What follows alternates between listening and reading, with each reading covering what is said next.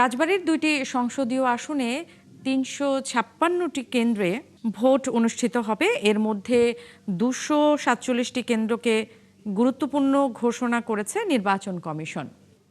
আগামীকাল 12ই ফেব্রুয়ারি ত্রয়োদশ জাতীয় সংসদ নির্বাচন অনুষ্ঠিত হতে যাচ্ছে।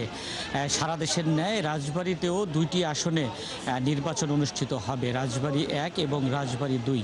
এরই মধ্যে নির্বাচনের সব ধরনের প্রস্তুতি গ্রহণ করেছে নির্বাচন কমিশন ও রাজবাড়ীর জেলা প্রশাসন। আজকে সকালে আমরা দেখেছি রাজবাড়ীর জেলা স্টেডিয়াম থেকে এরই মধ্যে কিন্তু প্রস্তুতি গ্রহণ করা হয়েছে। এই স্থানটি থেকেই কিন্তু জেলার আর প্রতিটি ভোট কেন্দ্রের যে নির্বাচনী সরঞ্জাম রয়েছে সেই নির্বাচনী সরঞ্জামটি কেন্দ্রে কেন্দ্রে কিন্তু পৌঁছে দেওয়া হবে।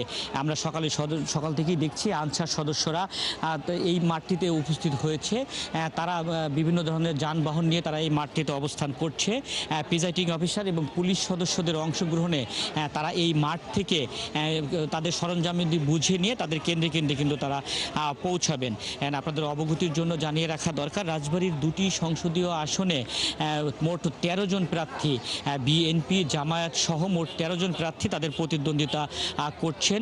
এই দুটি আসনে আগামীকালকে মোট 9,79,000 ভোটার তাদের ভোটাধিকার প্রয়োগ করবে এবং এই দুটি সংসদীয় আসনে কিন্তু মোট ভোট কেন্দ্রের সংখ্যা রয়েছে 356টি।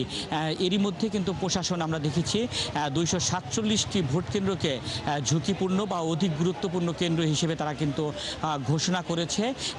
এই নির্বাচনটিকে অবাধ, সুষ্ঠু এবং নিরপেক্ষ করার জন্য প্রশাসনের পক্ষ থেকে সব ধরনের প্রস্তুতি গ্রহণ করা হয়েছে।